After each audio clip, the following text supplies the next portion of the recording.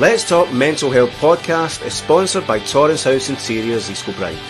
Concept by you, designed and managed by us. Bespoke luxury kitchens, bathrooms and room interiors. Contact us at info@torrancehouseinteriors.com or phone 07400 600 556.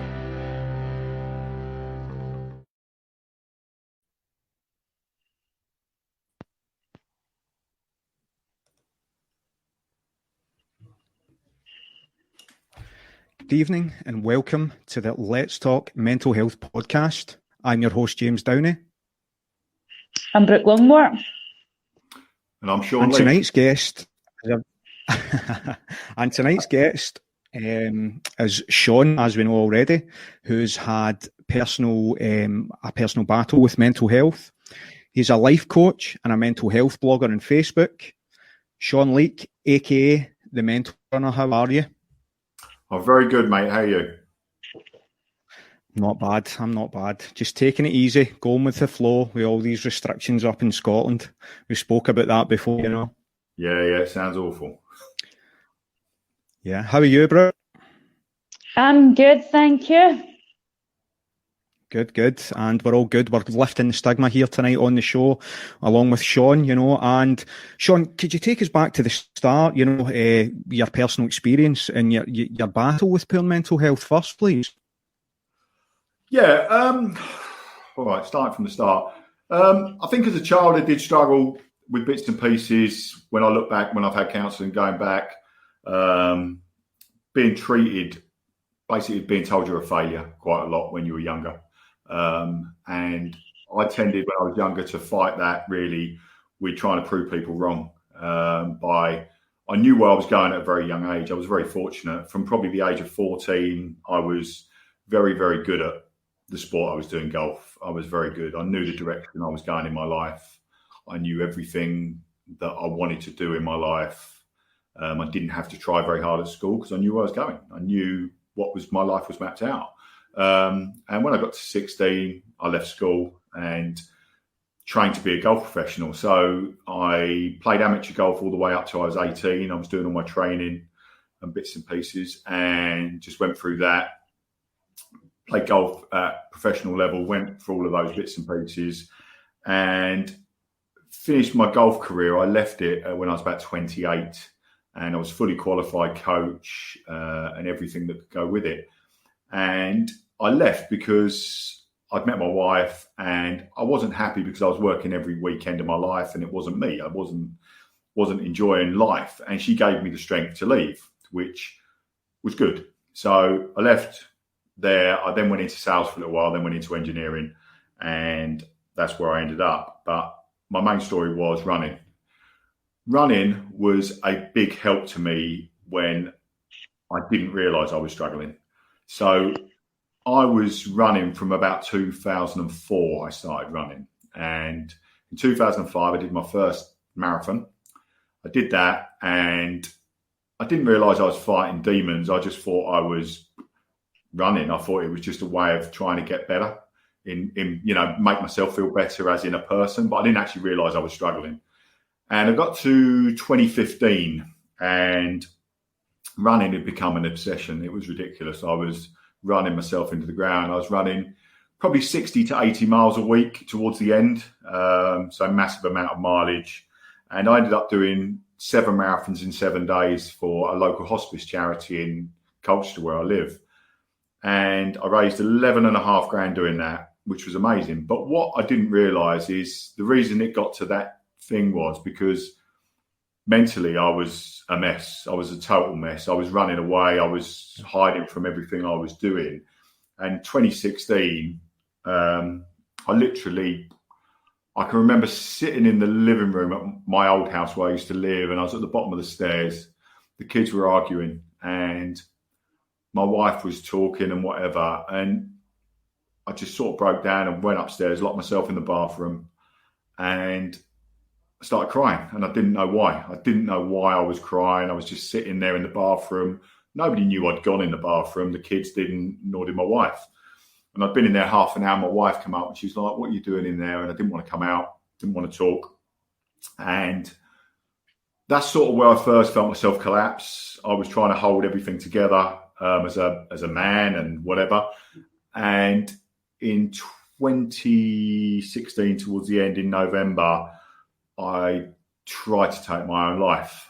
And it was the moment when I was darker the third time, but the first time I did it, I remember it as vivid as yesterday. I remember sitting on the bed at the house, and I was sitting there and I was just popped every tablet I could get out on my bed. And I was sitting there and I'm thinking, I'm going to take these now. And then I'm not. And I'm sitting there, nobody else in the house.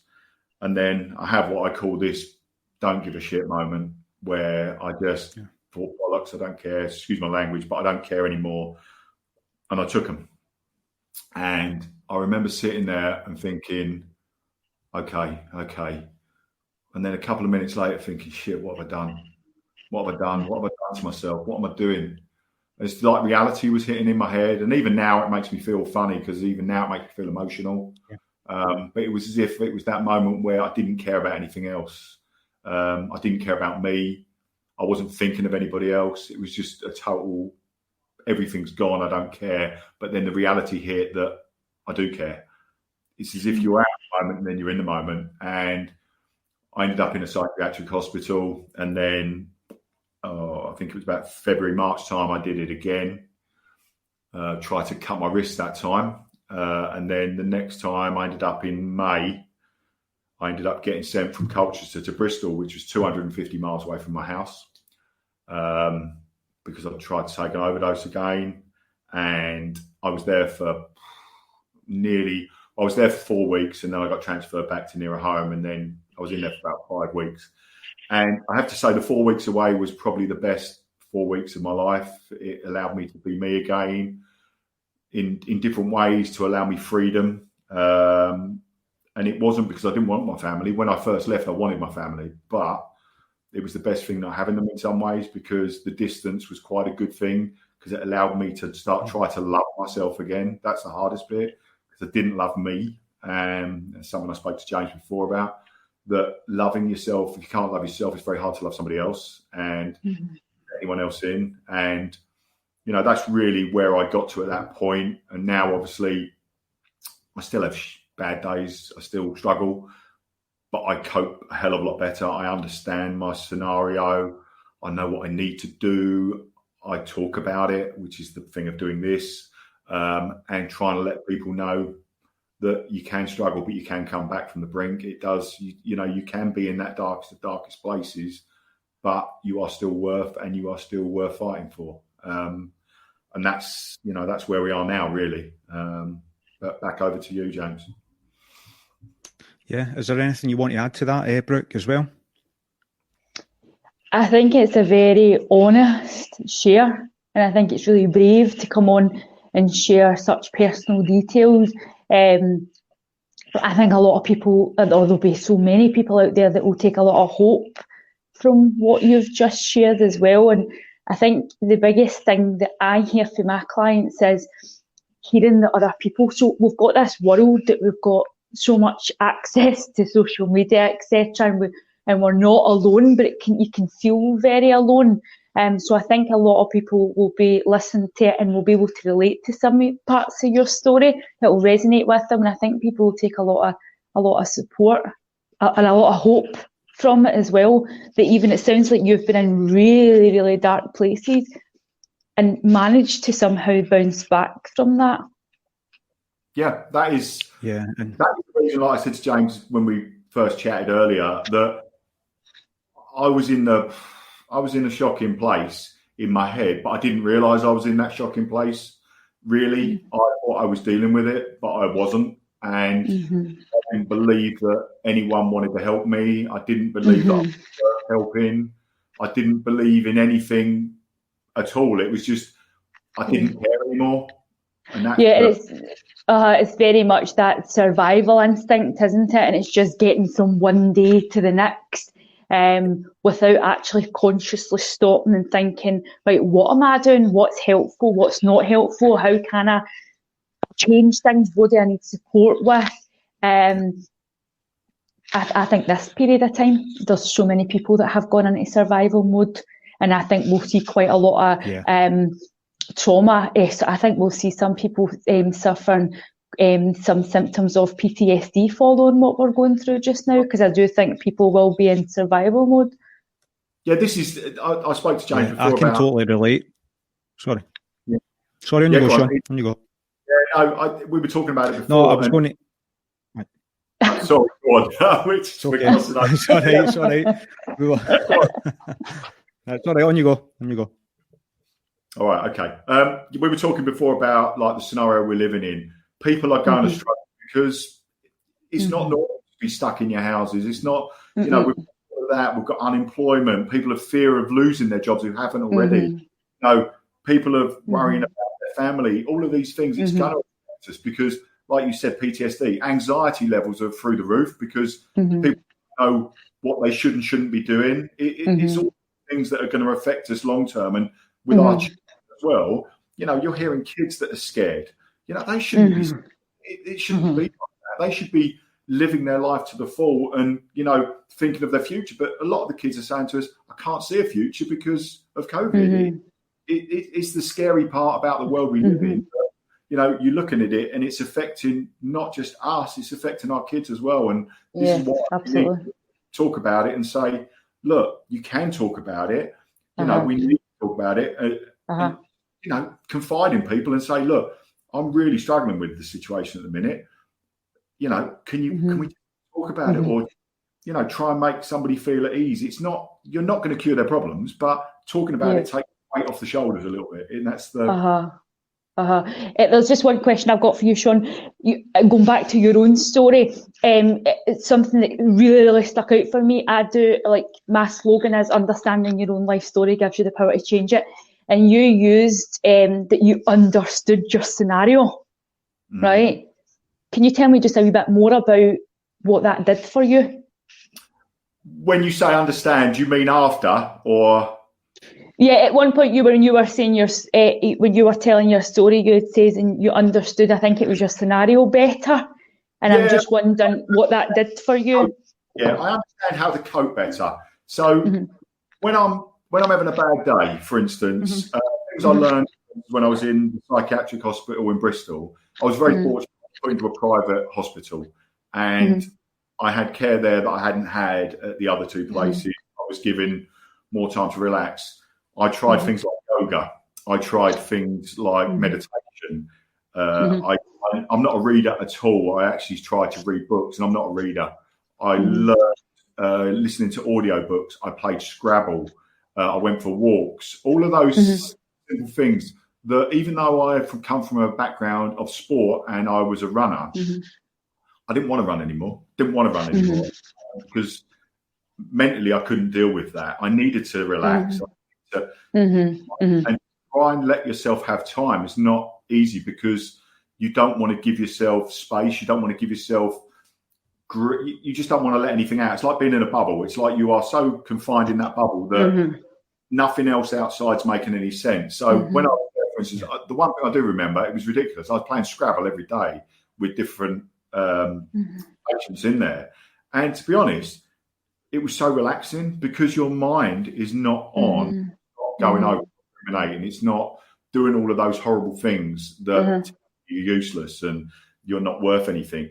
You're actually just in the moment. And the thing is, I always say to people, you know, laughing and joking marks a lot of our stuff, but it's still good to do because it's a good. If you look at somebody and smile, it naturally creates a smile back normally because it's that good feeling. And they're the things you lose as a person when you are struggling. And I was not aware at the time that I wasn't smiling. My wife had noticed it. My wife knew that I was. Her way of looking at me, she said, when I look at pictures, my eyes just look like there's nothing there. There was nothing there. It was like looking into them, and I wasn't there. I wasn't the person that I was. I was just blank. I was just gone. You know, that's awful when you look back at it, but it's good to look back at it because it makes you realise how far you've come. That's the bit that you have to use. You have to look at it and think, well, I was in an awful place, but if I'm having a bad day, I tend to look at them and I think to myself, well, hang on, it really ain't that bad. And if I've managed that, I can do it again, and I can come back. I don't have the same sort of feelings about it as I did. I actually, because I talk and I do my lives are like my therapy, to be honest. Because when I James earlier, I said, when I do my lives, things just come out. They just come out, and yeah. like talking to a stranger. It's like you're just talking to a nobody, and you're honest. If you're people aren't so honest because they tend to hide, especially with somebody they know. They tend to, I can't tell them that because they might judge me. It was, and it's not people. You have to allow people to be who they really are, because if you're masking yourself all of the time, eventually you pop. You just absolutely. That's why I say about my story, it wasn't anything major. It was just basically I couldn't cope anymore. All the things that happened in life, and like I lost a good friend when he was only 50. And at the same time, my wife's mum had passed away. It was all lots of things, loads of things. Yeah. And I was trying to hold the whole structure together when I look at it now. And it was just that one moment just broke me. I just couldn't cope anymore. People think, oh, it's something massive that must have happened. It doesn't have to be. It's that everything stop. And it's not a game, you probably heard me say before, but I always say it's not a game of top trumps. It's not a game of how big your problem is. If you struggle, and people listen to people and go, oh, well, I can't talk about it because I haven't really got that much problems and I ain't got things to moan about. Yeah.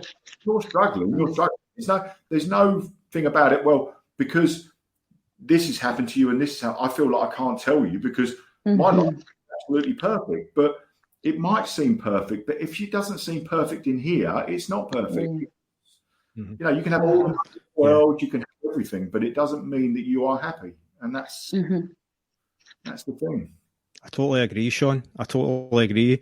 And for me, for my personal battle as well, it was like I didn't want to place the burden on my family or anybody else, you know, and I had that exact same look, mate. I had the blank look, the eyes, you know, I had all that, and it's really something. It's a horrible, horrible feeling, you know. And when you think you're passing the burden on, you know, you get worse in your own head. How did you feel about that? Because for me, I felt, you know, when I was trying to kind of say, oh, I'm going to tell my mum and dad, but should I, you know, but, you know, I felt worse in my head and read, you know. I think telling people, wasn't as much of a problem as I thought it was because people already knew. Because of what was happening in my life at the time, I mean, going back as well, I've had gambling addiction problems as well in the past. And when I was gambling, I think running master gambling, and I stopped. And I've done Gamblers Anonymous for years and done that. I understand it, and I know the fixes. But it doesn't mean they're not weaknesses. They are still there, and I still have to address those all the time and understand them. But when I go back to telling somebody, my parents already knew, really, because they could see I wasn't me. Yeah. I wasn't me. I was, you know, I wouldn't answer text messages. I wouldn't return phone calls. I would ignore people. And when people would come round, I wouldn't answer the door. Crap like that. And just, you know, people were more aware of what it was. Again, I lost people because some people think you're being offish when you're just not coping. But when they realised, some people didn't know how to deal with it. Some people sort of give you a wide berth. But the best thing of all for me was people finding out, to be honest. It allowed, I mean, the reason I said to James earlier about coming out, it was like coming out in a different way because you're coming out and saying, look, I don't know what's going on. I'm just really struggling.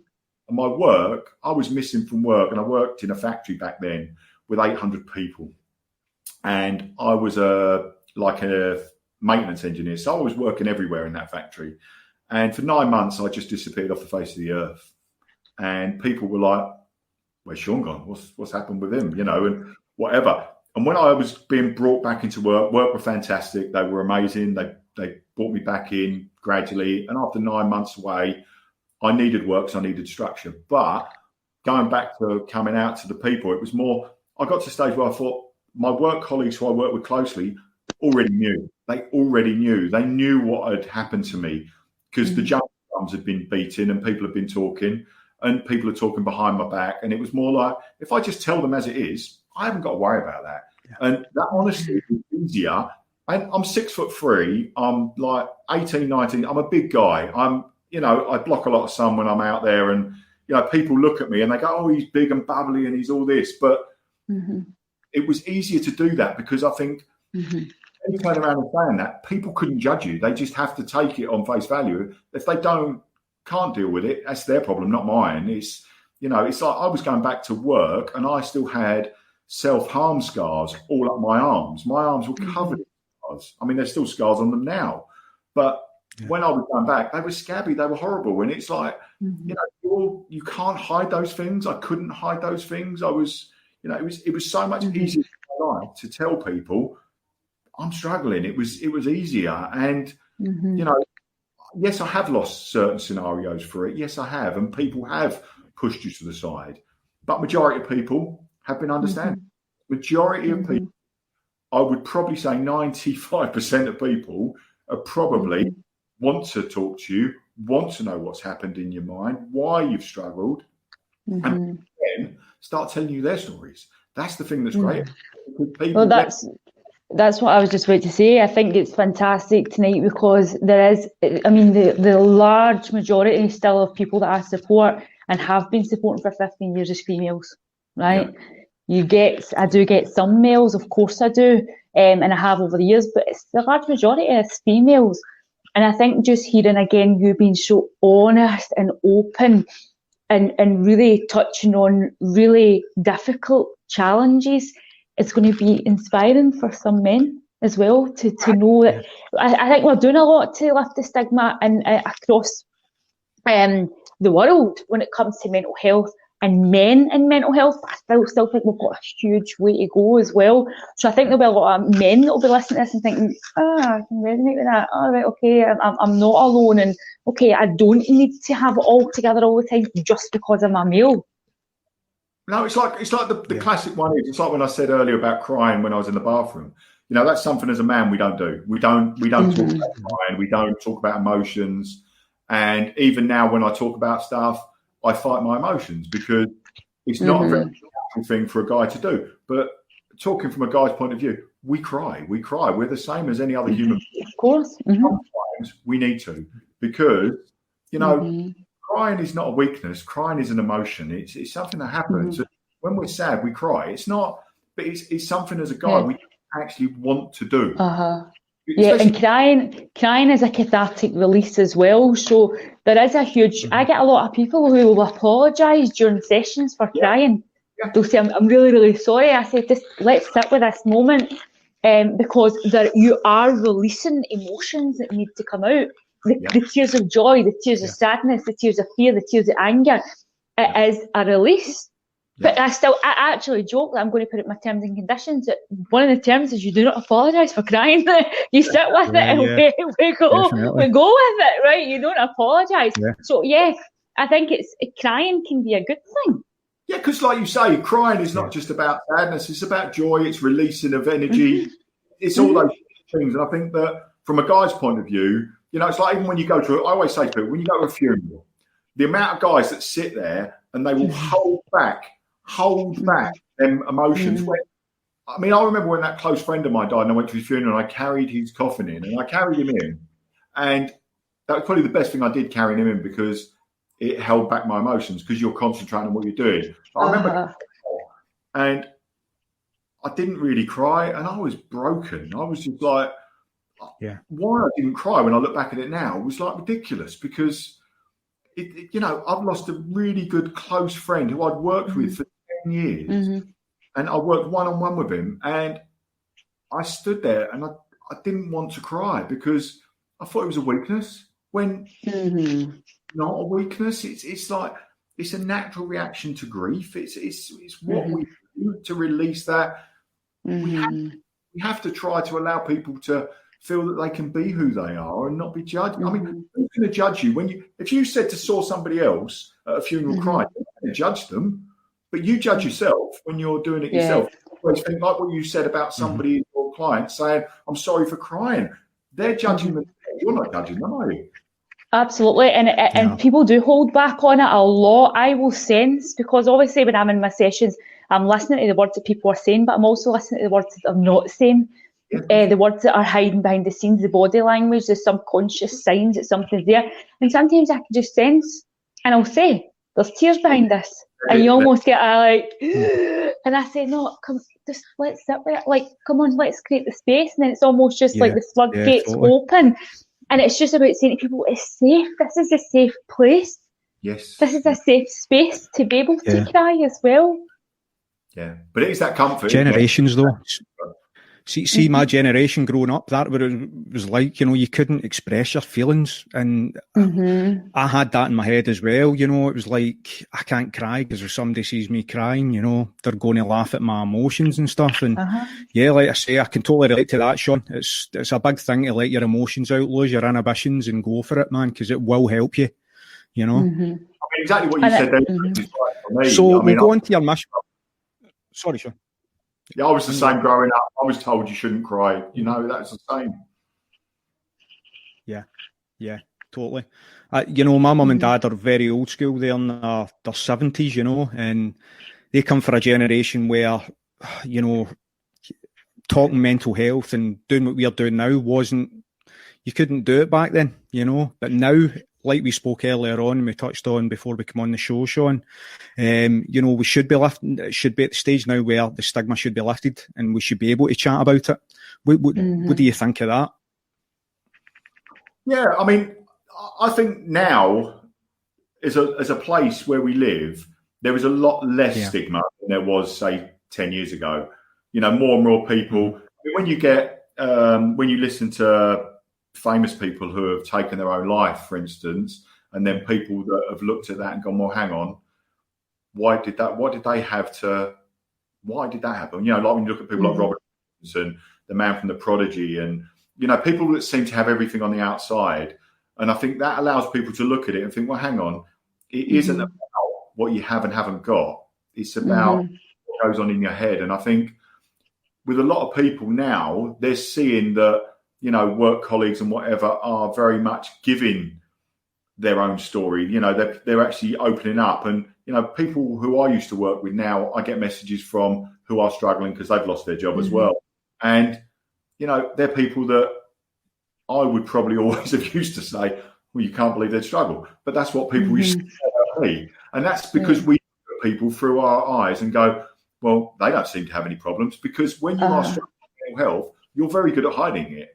It's very easy to hide it because people look at you and they go, well, he's happy and laughing. And that's what it's about. Stigma with mental health, I think, is better, but it still needs to be talked about. It still needs to be broached. And like you say, men especially, I would say more from the point of view of they don't want to show any weakness. And it's not about being weak. It's about being honest. And that's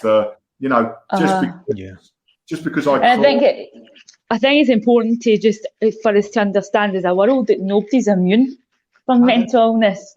You don't just because you've got lots of money or I like to talk about emotional success in life as opposed to financial success, because if you're emotionally successful, then what you've got is if you can regulate your emotions and you feel in control, life feels better. Of course it does.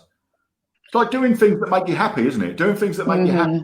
You're in a win-win situation. If you get up to a job that you thoroughly enjoy and you look forward to doing and you're helping people, like for me, my purpose in life, I always look at now is I was put here to coach and help people because my background has come from coaching. Like I say, I've been a running coach now for a little while. I was a fully qualified golf pro coach. So I was a player and then went into coaching. And I've always had that communication skill. And I believe that's my way of going. And I look at people, I can help other people who have been in the same situation as me. I can understand, I can empathise, I can, everyone's problem is different, but being in the darkest of darkest places, you can sort of look at somebody in the eye and say, yeah, I know what you're thinking. I don't know how you've got there, but I do understand what thought process you're going through at the moment. I understand why you might think that of yourself. I understand those bits where you feel that bit of the good cop, bad cop on each shoulder. One saying, come on, let's do this. And then the other one screaming at you saying, don't be stupid, you can't do this. Because that's what it's like. And I think if we do this more, I think people will look at it and go, hang on, that's really good. That he's actually struggling, she's struggling. Hang on, I might tell somebody, or I might reach out to somebody I don't know, like Samaritans or Shout, or all those sorts of scenarios where you actually pick up, and actually that release of energy when you actually let it out is brilliant. Absolutely. Yeah. And I think it's good you touch on the two different sides of it, because it's about, like, I don't like using the words people need fixed or people are broken. I don't believe that. I believe what happens is the two different sides are disconnect within, and when you can heal, you become whole. So you bridge that gap and you become connected within yourself, and you do feel much more in control, and you don't have this internal conflict and battle going on constantly. No, and I think when you look at it, Shawn, go on. So, sorry, I was going to touch on your coping strategies. Obviously, when you're going through that personal battle, and you said that you'd kind of give up in the running. What was your coping strategies when you were going through the worst at the start, the worst of the poor mental health? What did you do to try and combat that right away? Well, when I was in hospital in Bristol, I touched on it a little bit earlier, but I did. Yoga was probably the main thing I found really good for me when I was in there, mainly because I had nothing else to do there, and they did yoga every day.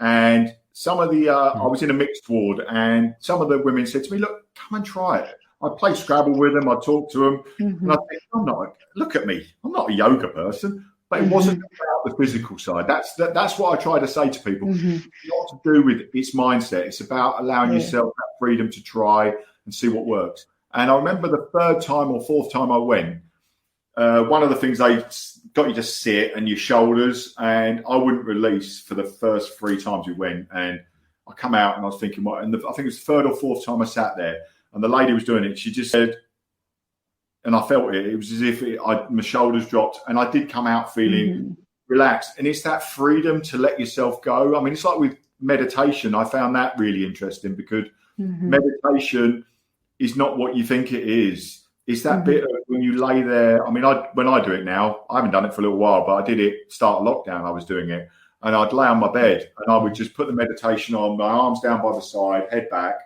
and just listen and let things flow. And it just flows through you. Moment of being. I think that's the thing that's really good. I mean, when I was in hospital walking, once they let me out, which was probably 2.5 weeks in, the grounds were quite big, so you could go out walking in the grounds. But I ended up going for walks, and I would walk, say, 2 or 3 miles, and just walking. And it was that moment of being. That was just. It wasn't about anything in particular. It was just being in the moment. I didn't know where I was, because I was in Bristol. I'm not from Bristol, and like I say, playing Scrabble, they were really good. But I mean, my things now that I use as coping strategies, because I'm unemployed at the minute. I do a lot of gardening. I do a lot of cooking. For instance, my missus will say to me sometimes, she's I've had a bad day because I've baked some scones. That sounds silly, but if I don't feel very good, sometimes that's what I'll go and do, like bake some scones, or I'll listen to audio books or podcasts. It's whatever works for you. I've got. Yeah, that's what I say. That's what I say to my group, Shawn. I say you've got to always have something. You need to keep your mind occupied at all times. And, walking, like I say, if you're not training at the gym, get out there and walk, because it's the best thing for your mental health. Out in nature, give it a shot, anybody out there, because it really will help you. And again, Shawn, he's gone, he's walked, and, he's tried many other things like yoga and stuff. So, keep your mind occupied, people. Is there anything you want to add? Yeah. Can I just add something? Is that all right? I think that keeping your mind occupied is something really, really important, right? But I think that needs to be approached just with a wee tiny bit of caution, right? Because some people will take that to the extreme, right? And I know you were meaning kind of keeping your mind occupied. but some people will keep their mind that occupied that they're then internalising and suppressing. I think what you were saying, Shawn, was, it sounds like when you were running, it was quite highly active, and then you brought it down to walking and yoga and meditation. So it's almost like we're bringing it back into balance again, and I think a bit of everything is good to have there, because if we keep our mind occupied too much, we internalise, we suppress, and then we're all going to be back to square one. So I guess it's keeping a range of activities like the cooking, the running, the yoga, the walking, just to keep, again, when you're doing the different exercises, you're regulating your physical body, your emotional body, your mental and your spiritual body. Yeah, I mean, it's like last night, I did the junior coaching for the running group, and I haven't run for probably about 10 days. And I run now when I want to run. And last night, it was cutting it down with rain. It was like a monsoon. And I was training them. And they were all running, and they were doing massive laps to the field. And I just thought, well, I'm standing there getting wet. I'm going to run. So I ran last night with them, and I came back feeling really good. And I just did it off the spur of the moment. I just decided tonight I'm going to run with them and do bits and pieces. And it was off the cuff, and I felt like I wanted to do it. As against, I might come home today and think to myself, I'm going to listen to a podcast. I'm going to do. I fractured my ankle in March, and I couldn't run.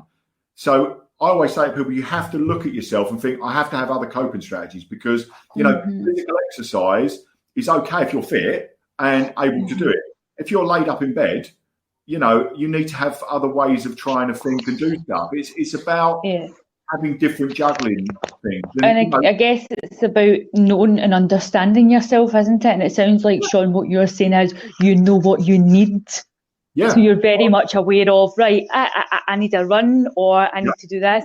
And again, just having that understanding of yourself and knowing what you need, and not to the point where you're running like every day and almost trying to physically and mentally run away from the challenges. Well, you're trying to make yourself better when really you don't actually know what you're trying to make yourself better from. If I go out and run every day, all I do is make myself more and more knackered, and I don't actually feel any better. I feel more knackered. And if I decide today I'm going to go out for a run, or if I think today I'm going to go for a cycle, or I'm going to go out for a walk, it's better that way, because I'm not setting myself up to fail, and I'm going with flow. And I think the trouble is with people, they put so many pressures on themselves. I've got to do this to make myself feel better. It's not about that. It's about feeling good in your mind and going with what your mind can do, because your mind can be so controlling, because it can tell you so many negative things. But when you have the good things, it's like journaling it and writing it down. Writing it down is so good. When you do something good in a day, write it down. When you do something good later on, write it down. If you try and write down 3 good things a day on that bit of paper that you've done, when you get to the end of the day, you look at it and think, actually, today ain't been that bad. It's a good mindset thing to do. I mean, the amount of people that I get coming to me in a complete panic, right? And a lot of this time, this is more so for people building their own business, right? Or career progression. And they come in a panic of, I've just been told that the only way that you can be successful is if you do 6 things in the morning for your personal development, right? This is a load of nonsense, right? Some people might want to do that because that's what fits what they want to do. So what I do to people is help them slow down and understand, right, what is it you're trying to achieve, right? Well, you don't need to do these 6 things.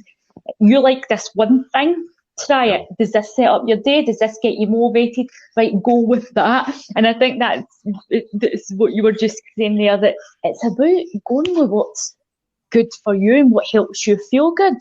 Yeah. I know myself that I don't want to be doing I list the 6 things every morning rigid, because that ties you in knots and you're knackered before your day starts. So again, it's about doing what is going to be good for you personally. And as you say, I'm a huge advocate for journaling with pen and paper, old school, because we open parts of the mind that we don't often use because we're texting or emailing or we're using laptops. So we get that pen to paper, the mind starts flowing. And as you say, when you get to the end of the day and you start thinking, actually, this was a fantastic day. This loads went well. There's nothing better than looking at something on a bit of paper that you've done. When you look at it and you go, hang on, I cut the grass today. I baked some cake. I walked and picked the kids up from school. It's just little things, but they are wins in life. You've actually done something absolutely. for somebody else, Yeah. and you've achieved something. That's the most important thing. So can I ask you about your personal blog on Facebook, your page as well? How did that come about? Why did you start putting your own personal blog on there for people to see, you know? Well, I started with, when I was in hospital, I think it was after the second time I'd been in hospital, I made a video, which I did for myself. I was just videoing, talking into myself and just to watch, basically. And I think it was about, I can't remember, about 45 minutes long. You might have seen it on YouTube. And it was really raw, really horrible, as in from the point of where I was. It's horrendously dark. I look at my scars on my arms. I talk about how I feel empty. There's no point carrying on. All of those worthless and everything else that is there at that moment. And I came out of that moment. I went in the hospital again, and I still had it on my phone. And then I went back to work, and I thought, I'm going to put that out. I'm just going to put it out because I was fed up in my mind of hiding everything. I thought, I'm just going to tell it as it is. And I'd put quotes on my own Facebook about depression and anxiety and about feeling worthless and useless. And I just thought to myself, I put it on YouTube, and I got lots of people messaging me saying, I'm so sorry that you're struggling. I'm really sorry that, you feel this way. I'm so pleased that you haven't ended your own life. What you're going through must be horrendous. All messages like that. And I looked at it and I thought, people do care. People do understand what you're going through. And people were saying to me, you're good at telling your story. You're good at explaining it. You're good at probably telling people that, you can be in a shit place, but you can come back. And I started a page, and I didn't know where it was going. I didn't know what I wanted to do. I just started it, and I thought, well, I'm a runner as a background, and obviously my golf. And I thought, well, I started off calling myself the mental health runner. Golf it was originally. And golf has always been a main part of my life because I was a golf pro and I played and taught for it. But running's probably been my main thing for mental health. It's what I used to run away from my problems. So I thought, well, I'm going to call myself the mental health runner. And then I started the page up, and I just do live videos from time to time. So I put quotes on quite often. I've done quizzes and stuff in the past for people. I've done bits for Time for Change as well. I'm a Time for Change champion. I do bits for them. And I just thought, well, look, let's put it out there. And on Twitter, I'd always talked about my mental health because nobody knew who I was on Twitter. And it was easy to do because I didn't really have a face. I was just a person just putting it out there. My name wasn't there, so they didn't really know who I was. So I was just a mental health runner. I didn't actually have my name in my hashtag or nothing. So, and I was getting so much good positivity from people saying, you're helping me, you're telling me, that you're in a bad place. And like you say, men, especially, you'd get private messages. A lot of the women would put to you, oh, thanks for doing this. It's really supportive and you're understanding. But a lot of the guys would private message you. So they would tell you their stories in that. And I get that still a lot on my Facebook page. I get a lot of guys who put stuff to me, but a lot of them are private messages where they put, the way I use my platform now is I just try to explain to them there is help out there because that's the most important bit, and try and direct them because I'm not there to try to solve their problems. I don't want to take on the burden of everything of their problems because that's not going to be detrimental to me. I want to help them talk about it, but I want them to, most importantly, know where to go to get the right help and know there's help out there. Because the trouble is with a lot of guys, it's like when you start talking to them and you say, well, have you tried this? Have you been to this? Have you done that? No. I said, well, you're telling me everything that you're feeling and you're obviously not coping. Why have you not gone to your doctors and told them that you're struggling? Why have you not reached out to another thing? Because I don't know how to. I said, but you've got to try to look at me and go, well, hang on, look, I've been to where I've been. Do you want to get to that point, you have to be honest. You know, it's like when you talk about suicide. People go, well, don't talk about suicide. But if you don't talk about suicide, you don't actually achieve anything, because, you know, if you carry on talking about mental health and you don't mention that, that is the end of it. That is the honest part of it. What we're trying to prevent is anybody getting to that point and taking their own life. We want to make it that people don't ever have to get to that spot. Use the services like this. You could reel them off, how many support agencies there are out there, but people are reluctant to use them because they don't think their problem's big enough. That's the problem. Men, especially, they go, oh, yeah, I'm struggling, but I don't really feel it's that bad, because they're not being honest. Or I get the opposite side of it a lot of the time. I get people will tell me a wee bit, and then they'll pull back and go, but do you know what? I'm beyond help, or you've not got enough hours in the day to help me. And it's like, so it's that some people can be the opposite way, that some people think, oh, this isn't big enough to take to somebody. But then other people can think, well, this is too big to take to somebody. Yeah. It's a difficult one. It's a really difficult one, because men, I think, more than women, do not want to put everything out to dry. They do not want to put it all out there, because I know when I was in my worst place, I was trying to hold so many bits and pieces together, and everything was just falling out of my hands. It was just all falling apart. Everything was. But I still wouldn't say to somebody, I really can't cope anymore. I can't do this anymore. And this is the thing I get from guys. I get guys that put on there and they say to me, you know, I don't know where to turn. I don't know what to do. And I said, well, you've turned to me, and I understand. I totally get what you're coming from. But please, you know, talk to somebody. And if you do feel in crisis, I say, don't ever be afraid to reach out, because I always say my message box is open, but I'm not there all the time. I can't be there all the time. They're to do that, aren't they? I think it's just important to highlight as well that the end product, or the end of the journey, or that doesn't always have to be sharing your story. Because there will be people who will want to share their story, but what I'm thinking is some people might be put off from reaching out for support because they see a lot of people sharing their stories now. Whereas I do think some people's journeys were always supposed to lead that way, because we need people sharing their stories. But I think it's just important that as a world, we let people know that when you feel better, you don't have to share your story, because I think that might stop people from taking that first step. As I said, there's people that are supposed to go through that journey, I genuinely believe, because they're here to share their story, they're here to inspire, they're here to heal, they're here to help. But some people will quietly go through that journey and just go back into their own go back into their own life.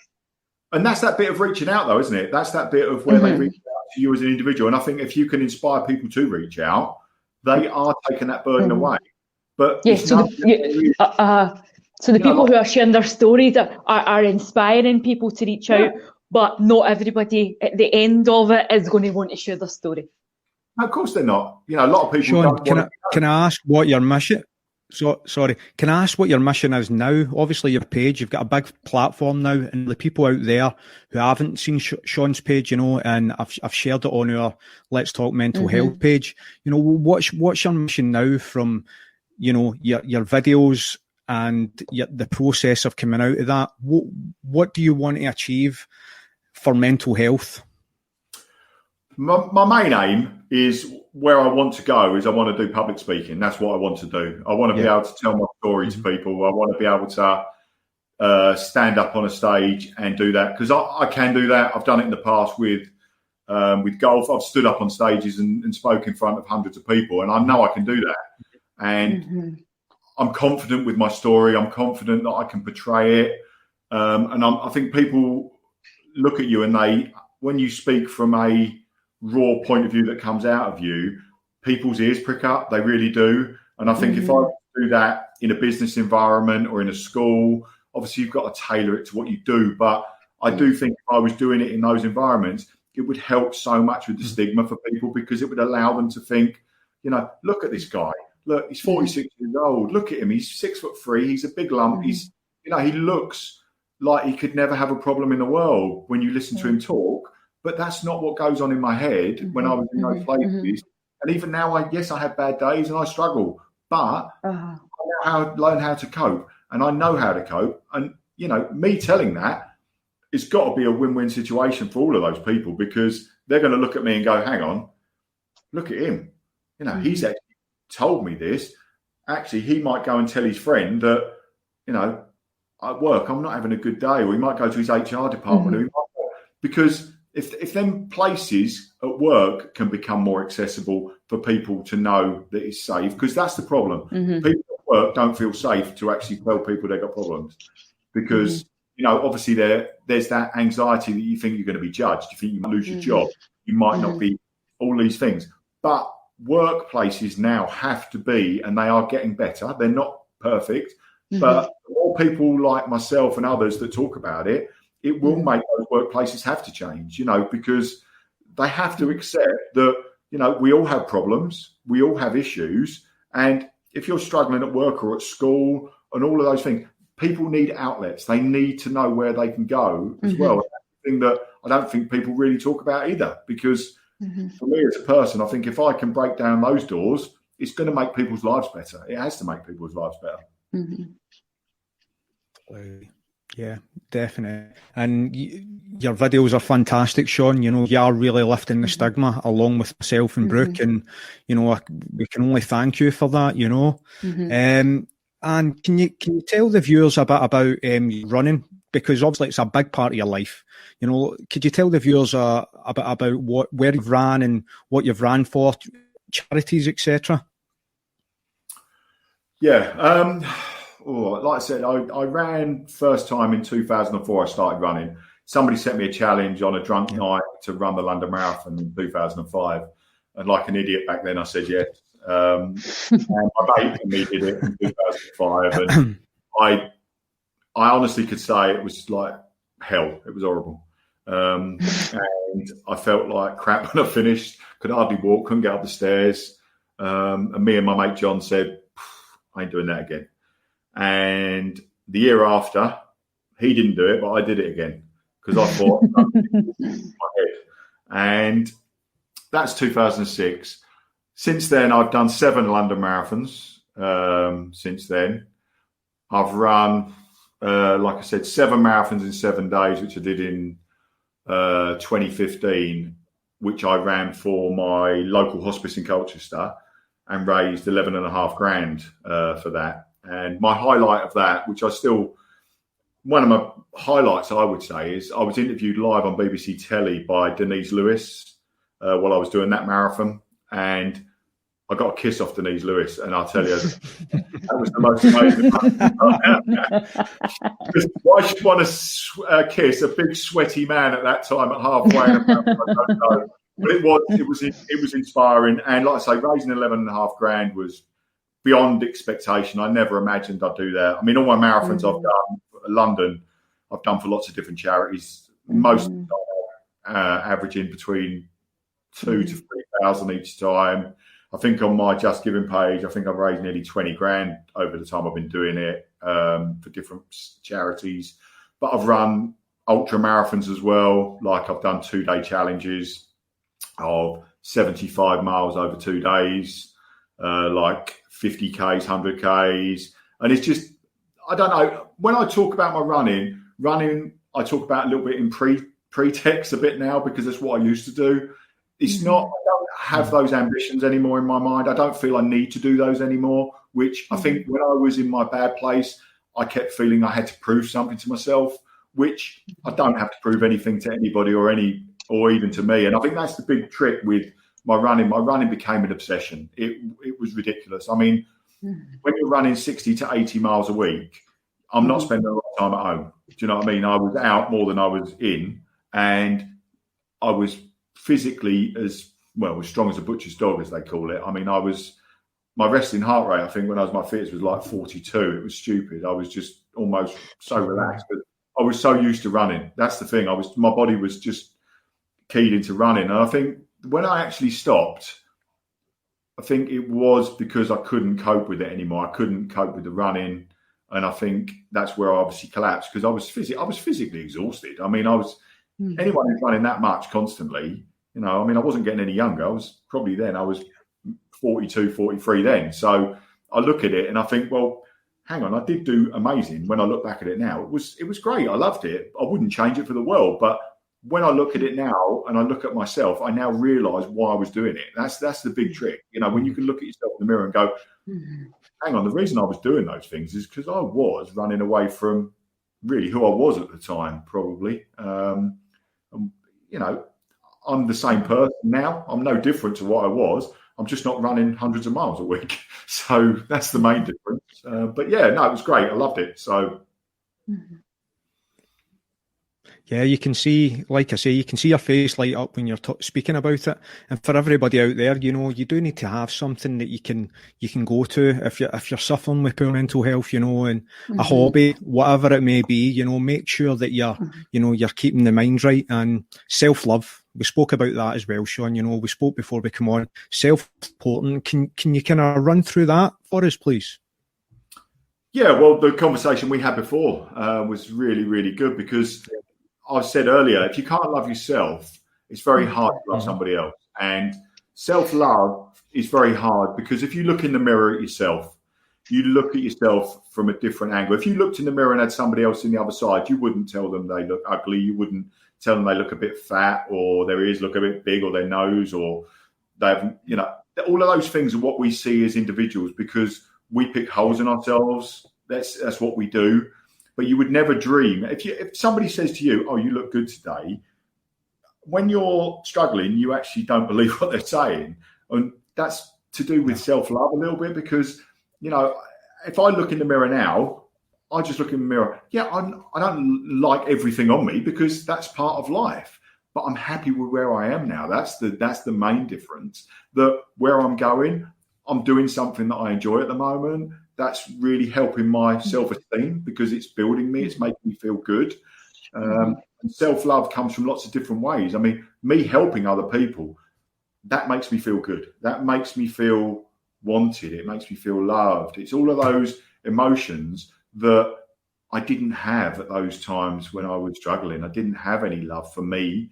I just, if I was being honest, I hated me. I mean, I look back and some of the things I wrote down were bloody awful, but that's how I was feeling. And when I look at it now, that's the great thing about it. I can now look at myself and go, it ain't that bad. It ain't that bad. And that's the big plus. You know, when you look at it and go, life isn't really that bad. And it's not, it's just, you can have bad times and bad moments, but self-love, it's about giving yourself a chance. You have to give yourself a chance. And it's very difficult. It's a very hard thing to do when you're low. So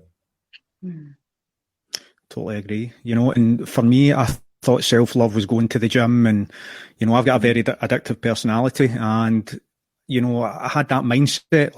If I'm going to the gym, I build my body up, I'll love myself a bit more. But it's not that. You've got to accept who's in the mirror. You know, that's the person that you're looking at. You know, so when you start to understand and accept yourself and give yourself, you know, the self-care and the self-love you need, then you're on a journey, you know, and that's how I kind of felt, you know.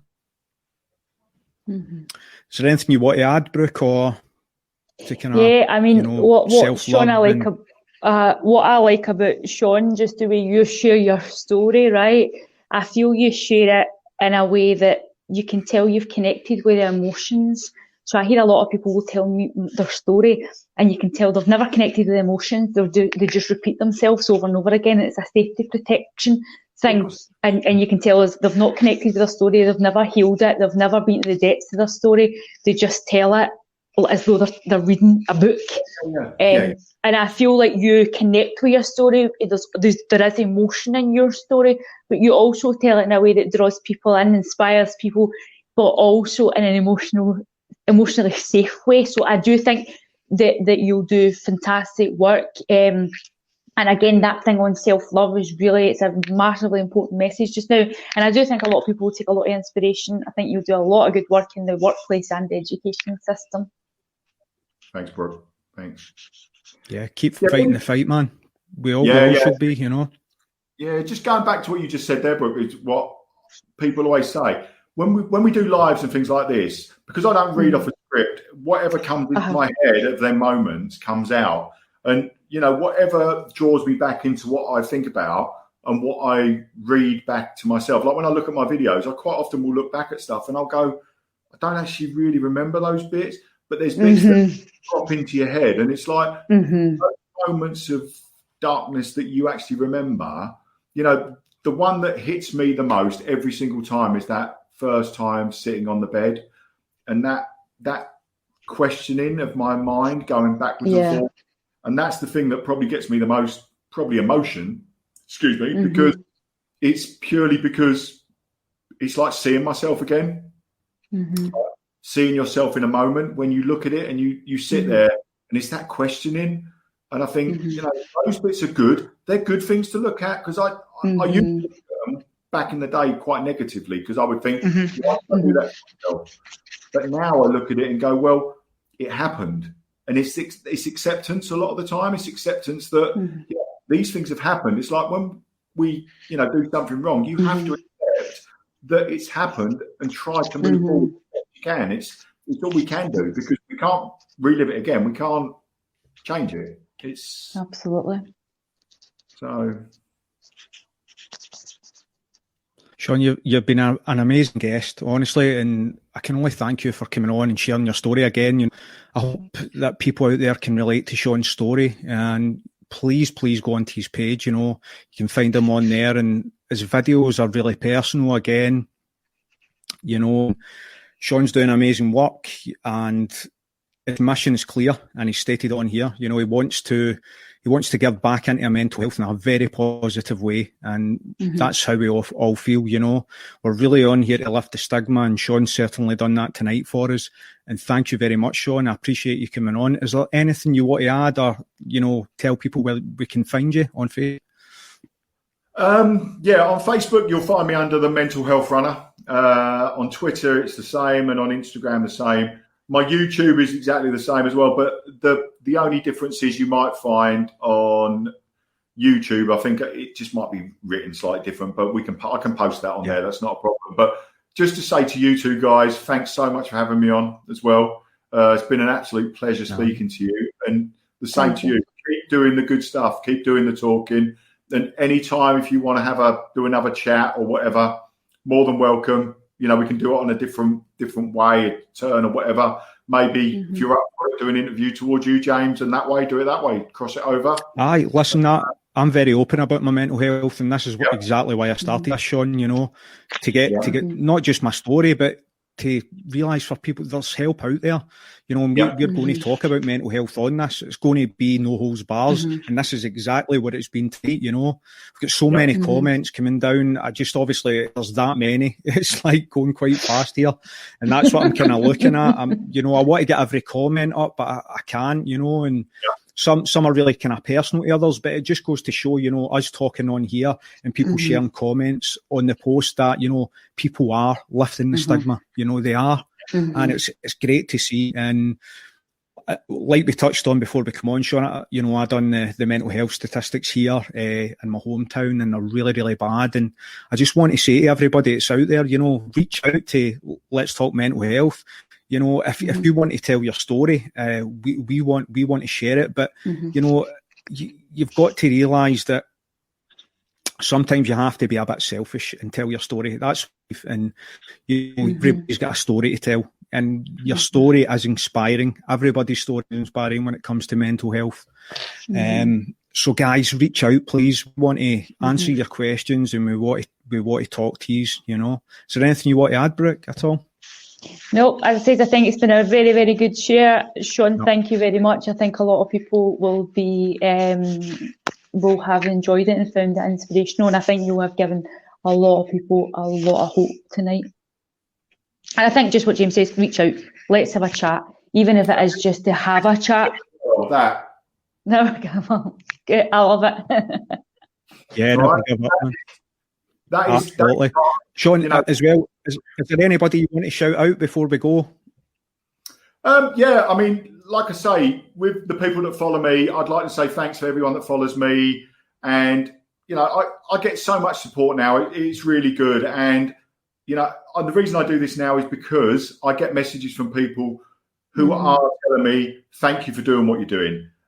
You're talking, helping me. You know, when I do my lives, I get people just chatting to me with their messages, saying to me about their days and things like that. And it's about giving back, and about, you know, it's therapy for me, but it's therapy for everybody else. That's the most important thing. I do it because I get a lot out of it as well, because it makes me feel good as a person.